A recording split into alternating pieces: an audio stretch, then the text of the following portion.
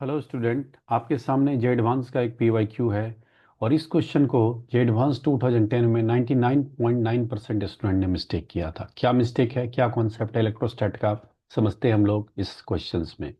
Question में given है a tiny spherical oil drops carrying charge net charge Q is balance in still air with vertical uniform electric field strength this. तो पहले इस point को समझते हैं कि कोई चार्ज पार्टिकल है और ये हमारे पास क्वेश्चन में बोला है कि ये स्फेरिकल है और इक्विलिब्रियम में है हमारे पास। तो एक तो इसका वेट नहीं चलेगा, वेट एम जी। और वर्टिकल इलेक्ट्रिक फील्ड ई का वैल्यू दे रखा है क्वेश्चन में। तो अगर पॉजिटिव चार्ज पार्टिकल है तो फोर्स लगता है इलेक्ट्रोस्टैटिक फील्ड के डायरेक्शन में। फोर्स जो लगता है एफ ई का वैल्यू हम लोग लिखते हैं क्या, इलेक्ट्रिक फील्ड के डायरेक्शन में क्यू ई। और क्वेश्चन बोल रहा है क्या, जो है बैलेंस्ड है, balanced charge Q, balance in still air मतलब इक्विलिब्रियम में है। तो इनिशियल कंडीशन है आपके पास Q E equal to M G. Okay, आगे बढ़ते हैं हम लोग। पहले इतना कंडीशन हमें पता चल गया तो यहाँ तक सब कुछ बातें सिंपल थी, सबको समझ में आ रहा था। आगे बढ़ते हैं हम लोग। अब क्या होगा आगे, नेक्स्ट इक्वेशन 1 लेके चलता हूँ मैं इसको। When the field is switched off, अब फील्ड स्विच ऑफ कर दिया, the oil drop is observe to fall with terminal velocity, very important. Given है हमारे पास जी का वैल्यू बोल रहा है इतना, और विस्कोसिटी ऑफ एयर ईटा का वैल्यू दे दिया, और डेंसिटी ऑफ ऑयल भी दे दिया। तो क्यू का मैग्नीट्यूड क्या होगा, चार ऑप्शंस में से पूछ रहा है।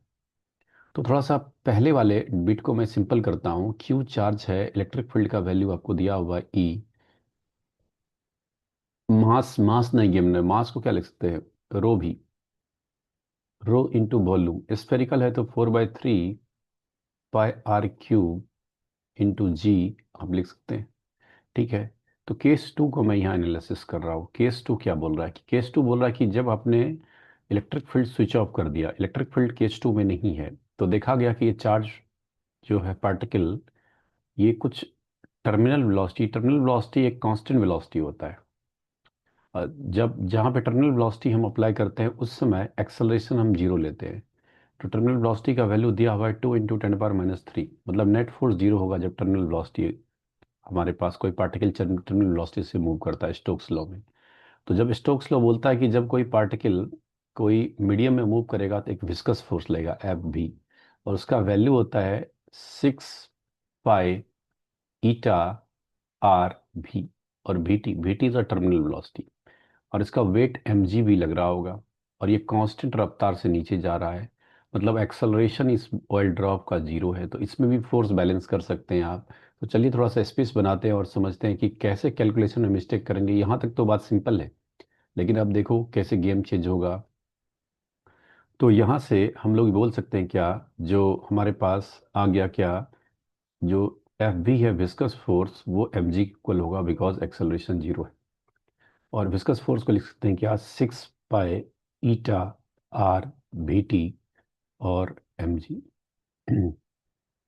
एम जी को लिख सकते हो वही, volume into density rho into 4/3 pi r cube into g. अब कैलकुलेशन इंपॉर्टेंट है। अगर इसको इक्वेशन, अगर आप इक्वेशन वन और इक्वेशन इसको वन मोनो बेटर रहेगा, वन और टू को अगर आप डिवाइड कर लेते हो तो आपको आंसर नहीं मिलेगा, क्योंकि हमें रेडियस बॉल का नहीं दिया हुआ। अगर डिवाइड करेंगे तो ये आर एच एस वाला टर्म तो आपका इक्वल हो जाएगा, तो आपको क्यों निकालना है, बट उसके लिए आर तो गिवन नहीं है ना।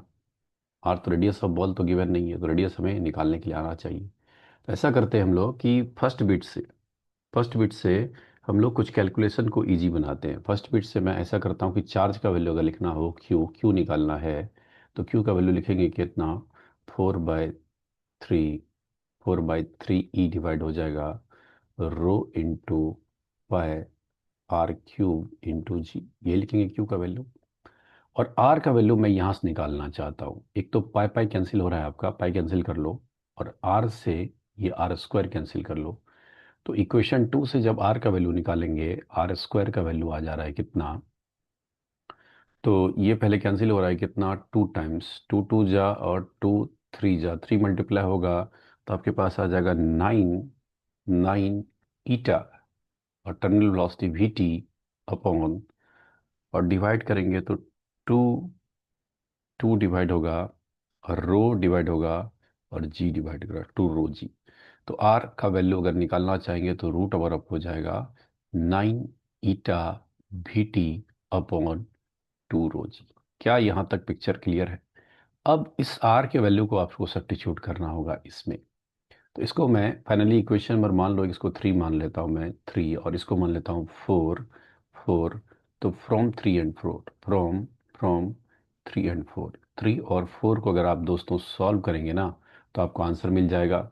सो Q इक्वल टू, अगर मैं फाइनल कैलकुलेशन के लिए थोड़ा सा फिर से स्पेस चाहिए तो चलिए स्पेस बनाते हैं ताकि डिटेल में सारी बातें लिख पाए। तो देखो जो Q आ गया, Q equal to 4 pi rho G by 3 E तो बाहर है, और आर क्यूब, आर का वैल्यू ये है 9 ईटा भी T upon two rho G का पावर हो जाएगा। यहाँ पे तो आपका क्यूब है और यहाँ पे आर स्क्वायर का वैल्यू पुट कर रहे हैं, तो मतलब पावर हो जाएगा कितना आपके पास, कितना, आर स्क्वायर, आर स्क्वायर मतलब 1/2, पावर आ जाएगा कितना, 3/2, 3/2 आ जाएगा। और यहाँ पे ई नहीं रहना चाहिए, ई तो आप डिवाइड कर चुके हो, क्यू होना चाहिए, क्यू। तो अब सब कुछ आपको गिवन है क्वेश्चन में, डेंसिटी गिवन है, डेंसिटी अगर देखेंगे तो डेंसिटी लिखा हुआ है कितना, 900 kg/m3। डेंसिटी का वैल्यू पुट करेंगे आप। ईटा विस्कोसिटी ऑफ एयर गिवन है 1.8 इंटू 10⁻15 न्यूटन सेकेंड पर मीटर स्क्वायर। जी का वैल्यू बोल रहा है कि 9.8 मीटर पर सेकेंड लीजिए, पर सेकेंड स्क्वायर लीजिए। और जो टर्मिनल वेलोसिटी है वीटी का वैल्यू हम पुट करेंगे 2 इंटू 10⁻3। और इलेक्ट्रिक फील्ड भी दे दिया है, ई का वैल्यू 81, 81 पाई बाय 7 इंटू 10⁻5।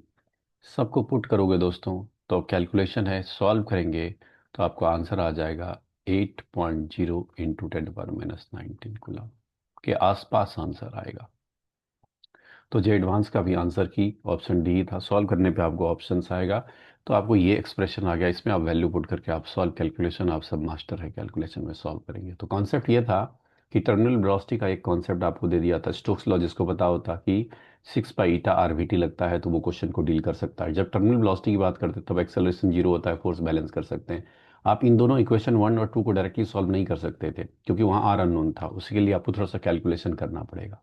उम्मीद करूंगा क्वेश्चन समझ में आया होगा। मिलते हैं हम अगले क्वेश्चन के साथ, तब तक के लिए बहुत बहुत धन्यवाद।